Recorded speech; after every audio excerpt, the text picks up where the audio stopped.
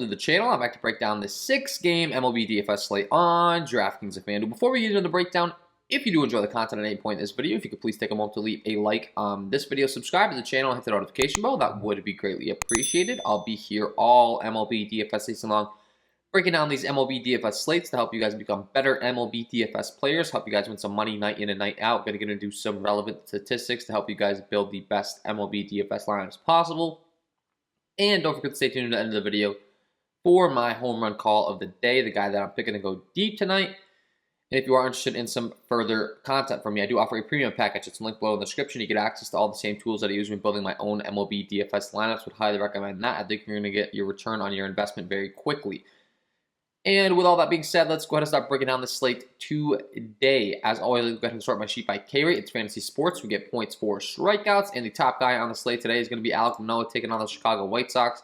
Comes in with a 28.3% K overall, a 12.7 swinging strike rate, 25% K rate against righties, and a 31.3% K rate against lefties. Very, very good across the board.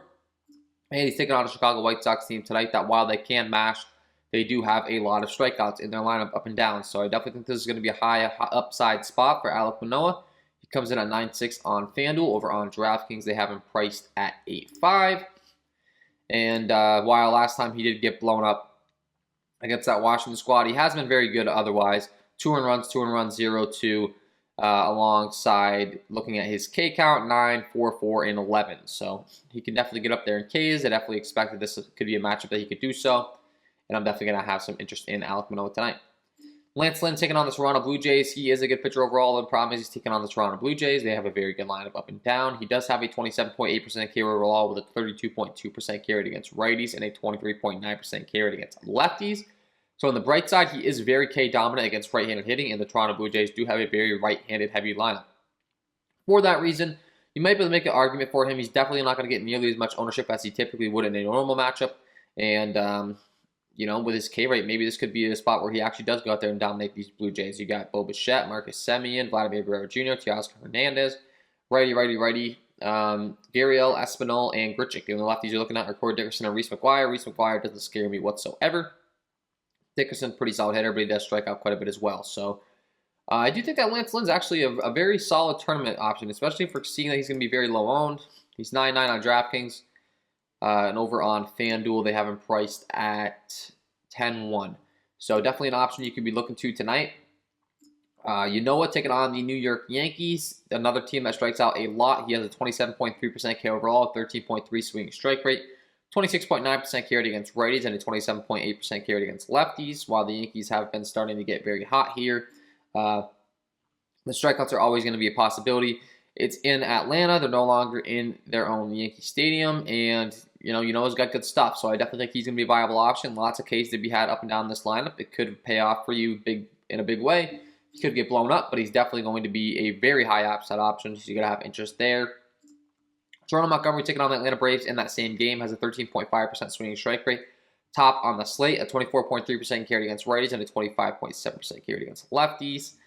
A little scary targeting this Atlanta Braves team for sure, especially with some of the additions they've made against left-handed hitting. They have William Contreras expected to be back in the lineup. They have Heredia, Austin Riley, Jorge Soler, Adam Duvall. I mean, pretty scary lineup to be targeting with a left-handed pitcher. If you want to go to Jordan Montgomery, sure, he's priced up at 8K on FanDuel, but especially on DraftKings, he's 10K.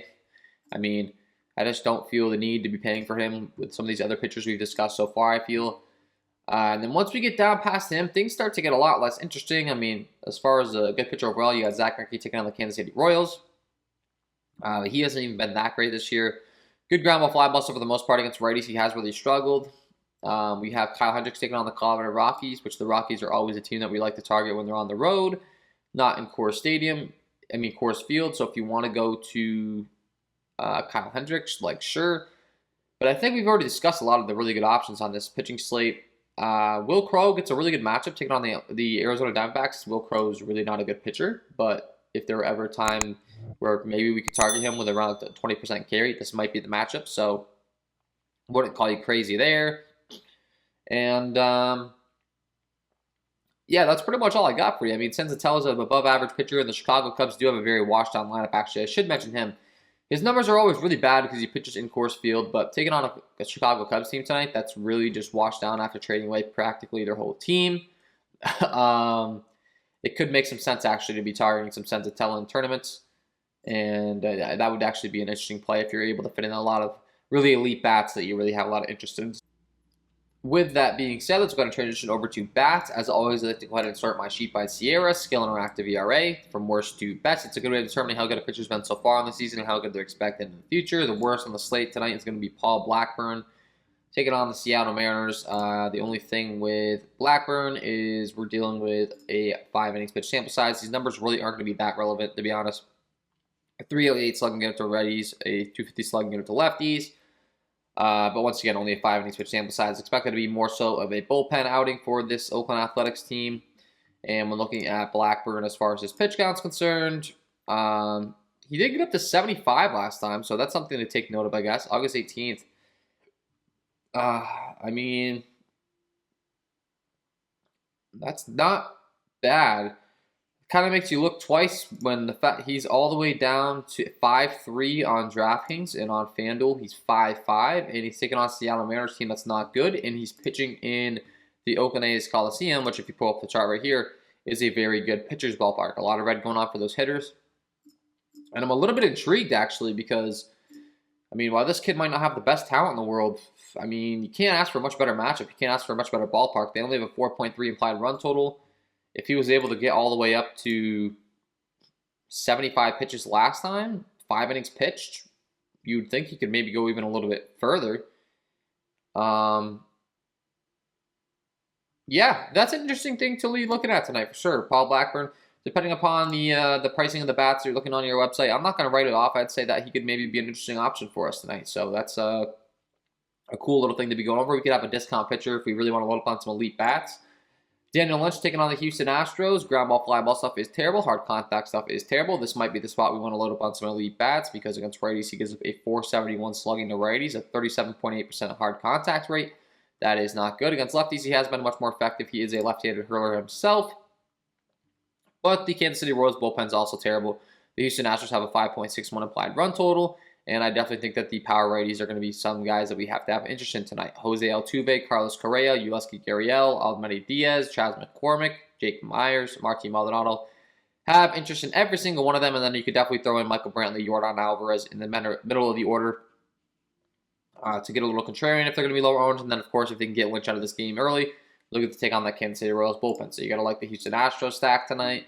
Will Crow taking on the Arizona Diamondbacks. We had mentioned he's really not good. The Arizona Diamondbacks really aren't good either, but looking at his stats, he does give up a 571 slugging to righties, a 406 slugging to lefties. He actually has been a lot better against lefties, and when you're looking at this Arizona Diamondbacks lineup up and down, you can see they are very left-handed heavy. So, I mean, really the only righties in there are going to be Drew Ellis and Christian Walker. Maybe that lines up even better for Will Crow, and it's in PNC Park. As far as the hitting environment, it's really not the greatest. I'm interested to see what Vegas puts out for an implied run total for these Arizona Diamondbacks. A lot of red and yellow going on in the outfield. Just really not the greatest hitting environment. And, yeah, it'll be interesting to see what they have for an implied run total. That'll definitely maybe pique my interest a little bit more. Not to dig into a little bit of pitch data, but overall, the guy's been a lot better against lefties. And the Arizona Diamondbacks have a lot more lefties. So, to me, I'm not getting too excited to target the Arizona Diamondbacks lineup ever. And I'm definitely not when the matchup doesn't line up with them. Marco Gonzalez really struggles against right-handed power. Ground ball, fly ball stuff is not good. K rate is not good. He gives up a 541 slugging to those righties with a 49.5% fly ball rate. Really not good. And he's taking on an Oakland Athletics team tonight in Oakland, which is the only thing he has going for him. It's only 62 degrees. Really not the best hitting weather at all out there. But they do have a 4.7 implied run total, and they do have a lineup that's designed to hit left-handed pitching very, very well with guys like Mark Canha, Starling Marte, Jed Lowry, Yan Gomes, Matt Chapman, Josh Harrison, Chad Pinder, and Elvis Andrus all hit lefties very well. And then you got Matt Olson in the middle of the order if you want to go to him. Gonzalez has been very, very good against lefties, so I'm a little bit hesitant to play Matt Olson tonight, but the rest of the Oakland A's lineup, the only negative thing they really have going for them is the fact that they're in Oakland, but definitely a great spot for the Oakland Athletics righties. Kyle Hendricks taking on the Colorado Rockies. The Rockies I just really don't like targeting when they're outside of Coors Field. I had mentioned that. His hard contact stuff has been really, really good this year. Is really struggling against left-handed hitting with a 522 slugging, get up the ground ball, fly ball stuff's terrible. Hard contact rate still respectable against those lefties, but the lefties have been the ones that are really getting to him, and if I'm targeting anyone in this game, it would be the lefties against Kyle Hendricks. with Charlie Blackmon in the center of the order, Ryan McMahon, Sam Hilliard at the bottom. The righties I'm not getting nearly as excited to target, so that would be my approach there. Zach Greinke taking on the Kansas City Royals. You're really looking to target him with the right-handed power. He's been struggling against righties all season long with a 470 slugging, giving up to righties a 332 WOBA. Only an 18% K rate against those right-handed bats, and the Kansas City Royals do have some pretty good ones, and they only have a 3.39 implied run total. So maybe they don't get quite as much ownership. I don't know. This lineup's not looking too great these days as far as the right-handed power. They have Whit Merrifield, Salvador Perez, Hunter Dozier, no longer Jorge Soler in the lineup, Michael Taylor, Emmanuel Rivera. If you want to go to those righties, sure. It's obviously not an exciting spot. They only have a 3.39 applied run total. It's just, the Royals just really don't have a good lineup. Senzatella taking on the Chicago Cubbies. His ground ball fly ball stuff has been tremendous. His walk rate has been tremendous. However, his hard contact has not. With a 446 slugging given up to righties, 39.4% hard contact rate. That's worse on the slate. And a 38.3% hard contact rate against lefties. I think he does a good job of keeping the ball on the ground. He does give a lot of hard contact. He does play in Coors Field a lot, so I think some of those numbers are inflated. The Cubs lineup just really doesn't scare us. So, you can stack them for sure. Senzatella's numbers aren't the greatest, and really something that I should make of note as well is the Rockies bullpen's really bad. So if they're able to at least work Senzatella, they're going to get to the Rockies bullpen, and that makes a lot more sense as to why they have that 4.74 implied run total. Ortega, Schwindel, Ian Happ, Patrick Wisdom, Matt Duffy, Jason Hayward, David Bodie, Austin Romine. Not terrible taking on a guy that doesn't strike out really anyone, and the ball's going to be put in play a lot. And the Cubs lineup might be a viable one. I'm definitely going to want to dig into some pitch data. If I find that these guys all hit his particular pitches very well, I'm going to have a lot more interest in the stack overall. So that's going to be something I'm taking a look at for my patrons. Keep an eye on that power ranking and cheat sheet today. Jordan Montgomery taking on the Atlanta Braves. We had mentioned the Braves are really good against lefties, and Jordan Montgomery has struggled against some right-handed power this year, especially on the road. He's a lot better at home for some reason, even though the Yankee Stadium's not a good pitching ballpark at all. He just really hasn't been pitching well on the road. Ground ball, fly ball stuff's really bad against righties. He's a 394 slugging against righties. Against lefties, he has been very good. You can make an argument that Freddie Freeman's matchup proof. He's been hitting lefty-lefty very well, but just keep in mind it's not nearly as good of a matchup as these righties have. And Ozzie Albies, Jorge Soler, Austin Riley, Dansby Swanson, Adam Duvall, William Contreras, Heredia, up and down this lineup. It's 89 degrees, 3-mile-an-hour winds blowing at the right center. I just have a feeling that the Braves could definitely get to Jordan Montgomery here, and definitely will have interest in their stack tonight. Lance Lynn taking on Toronto. We already mentioned him. He's been a lot worse against lefties than righties, so if you want to target him, it's really going to be lefties. And the Blue Jays just really don't have any lefties outside of Corey Dickerson. So I'm it's probably going to be a situation where I might not be playing Lance Lynn, but I might not be playing the Toronto bats either. Alek Manoah taking on the Chicago White Sox. He's once again very good against righties, not so good against lefties on the season. Even though the K rate's a little higher, but the Chicago White Sox really don't have the most amount of lefties in their lineup. When you're looking at their lineup and down, you got Yoan Moncada, Brian Goodwin, and Cesar Hernandez. And then lastly, Huascar Ynoa taking on the Yankees. He does have a high K rate, but he has also given up a 464 slugging to righties. 39.6% hard contact rate to lefties, even though he's given up a 253 slugging. So that's a little bit of a telltale sign that he's giving up some hard contact. So maybe going to the Yankee stack on the road. The Atlanta Braves lineup, bullpen has been terrible as well. So if they can work out of this game, Yankees lineup has been very patient. The only thing with is just his walk rates where they're not the highest, only a 6% against righties and a 5% against lefties. So he has done a very, very good job of being disciplined, really not walking hitters. The Yankees could maybe be a stack that goes off for you that maybe has some lower ownership than they typically would because the starting pitchers are a little more talented than what they've been facing as of late. But the Braves bullpen's not good. So LeMahieu, Rizzo, Judge, Gallo, Stanton, Odor, Gary Sanchez, Velasquez. I think you can play every single hitter up and down this lineup. Velasquez in the 8th spot specifically. Typically as you go down the lineup, you're not dealing with much power and stuff. He's shown a pretty bit, not the most power in the world, but a really good combination of contact and speed. He's been stealing a lot of bases, so you get a lot of stolen base upside out of him in the 8th spot. And definitely like the Yankees lineup as a low-owned stack. Pittsburgh Pirates are the only team I didn't mention. You're really waiting on the Diamondbacks to make that official announcement of who's going to start. But the Diamondbacks pitching really not that great. And while the Pittsburgh Pirates lineup isn't the greatest, this could be a situation where maybe we can get them at some lower ownership. And the Diamondbacks bullpen's pretty bad. So, keep an eye on that. And I won't count them out before I get all of the information that I need to assess that situation. And with that being said, before I let you guys go, I got to give you my home run call of the day. Let's get into it. And my home run call of the day today is going to be Austin Riley taking on Jordan Montgomery. I'd mentioned some hard contact issues given up against lefties in this Braves lineup, an elite lineup for sure. And then specifically breaking down his repertoire, what he's relying on, Austin Riley matches up very, very well in this matchup. Montgomery very reliant on the sinker, curveball, changeup combination. Goes to the changeup 27% of the time, the curveball 22% of the time, and the sinker 20% of the time.